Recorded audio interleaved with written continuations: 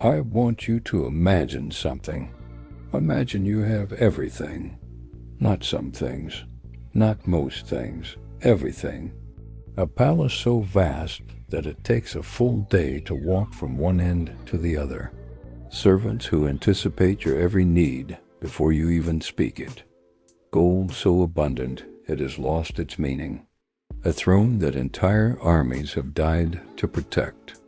A name that makes kings bow their heads when they hear it. You have power over land and sea. You have the love of a family.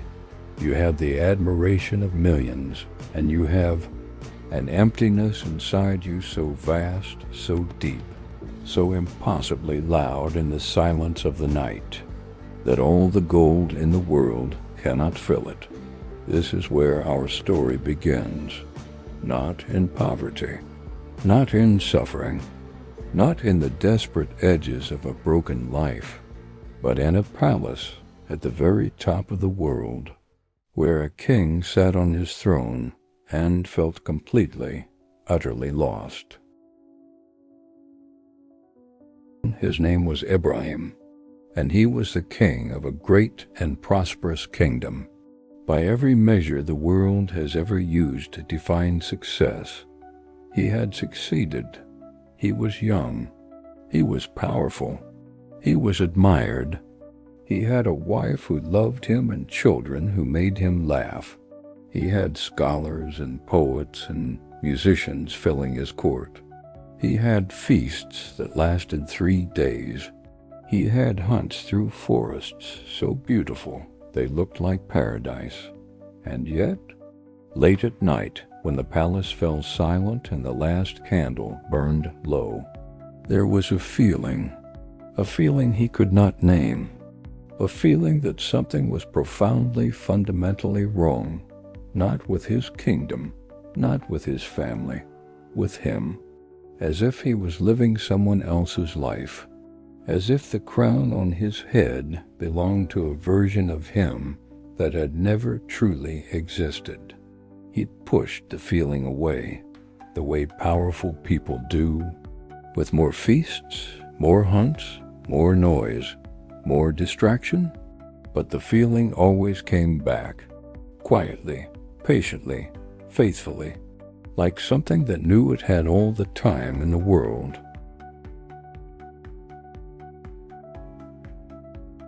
Then one night everything changed. Ibrahim was lying in his bed in the royal chamber, the finest silk sheets, the softest mattress in the kingdom, and he could not sleep.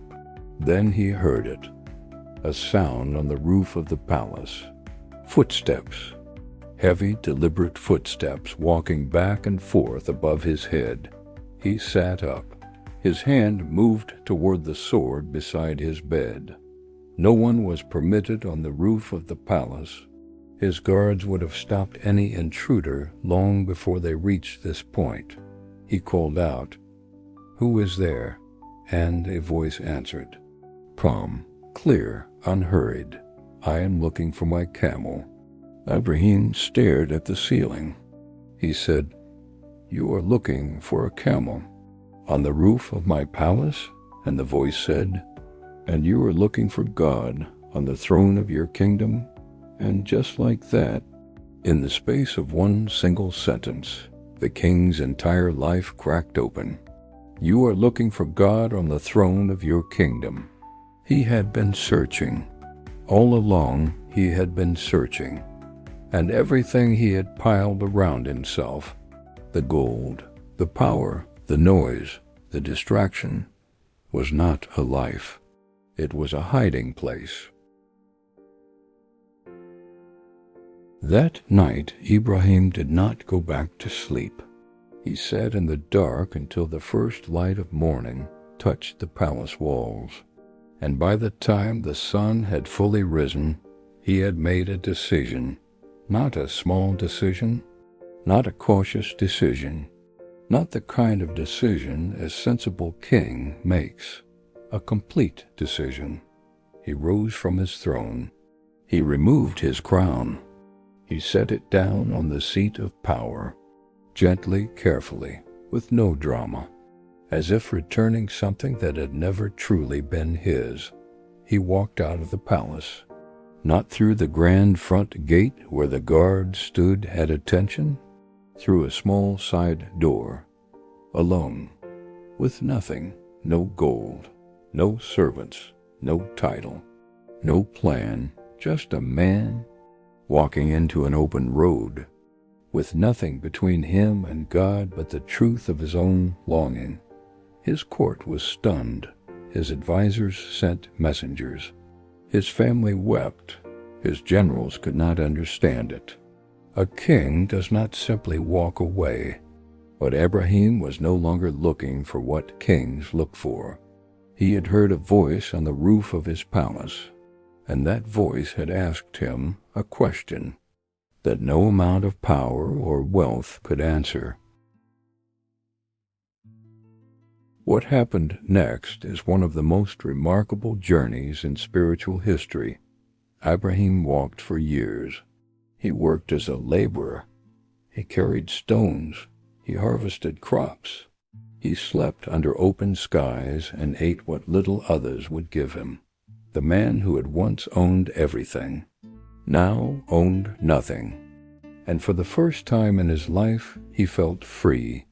Not the freedom of power, not the freedom of being able to do whatever you want, the freedom of needing nothing.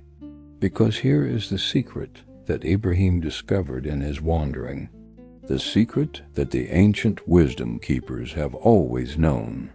You are not free because you have everything.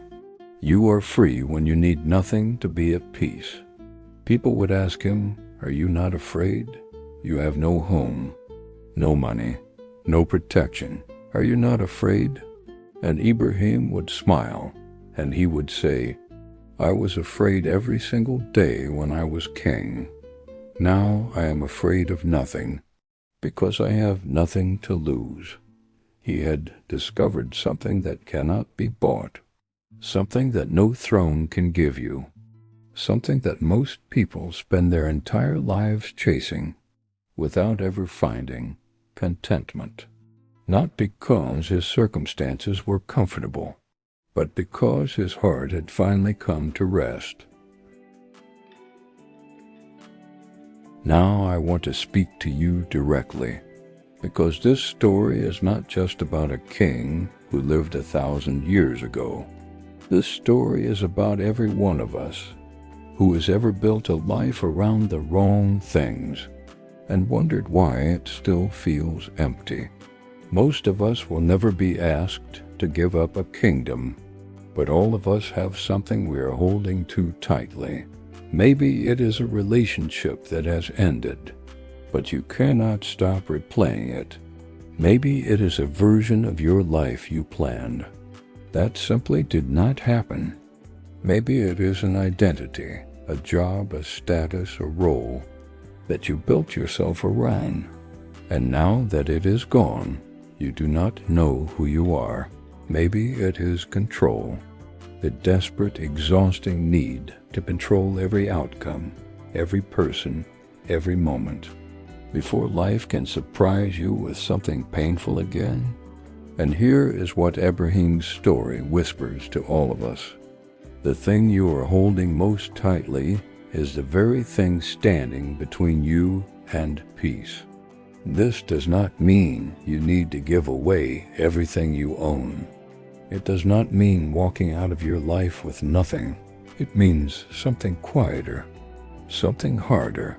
It means holding what you have with an open hand, enjoying your blessings without being owned by them, loving the people in your life without making them responsible for your wholeness, building your life without making it your God.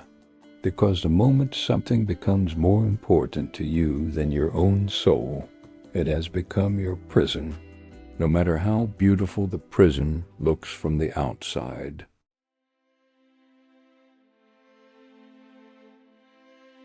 If Ibrahim were here today, if that wandering king sat down beside you, I think he would ask you 3 questions.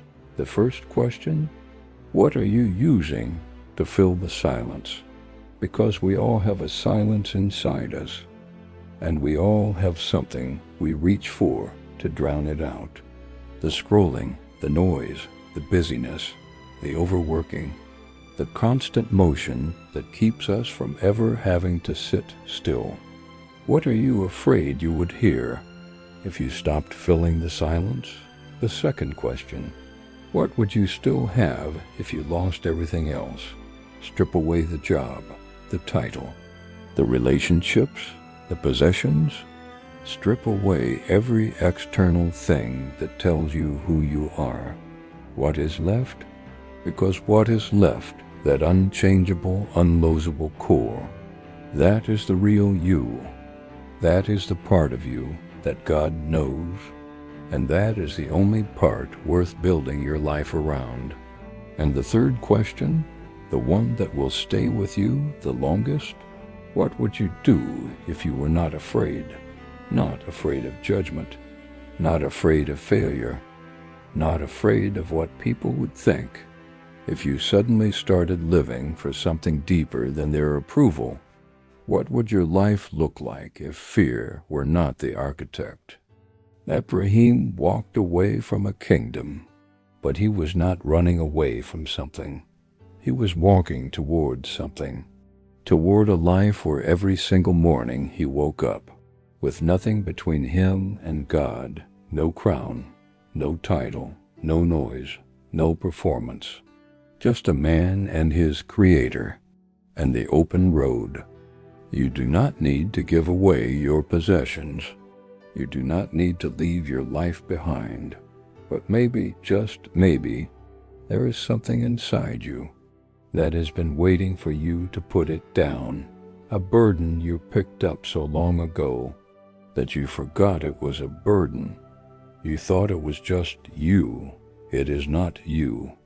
And the moment you set it down, the moment you open your hand and let it go, you will feel something you may not have felt in a very long time. Light, the lightness of a soul that is no longer carrying what was never meant to be carried. Ibrahim heard a voice on the roof of his palace, and it asked him one question.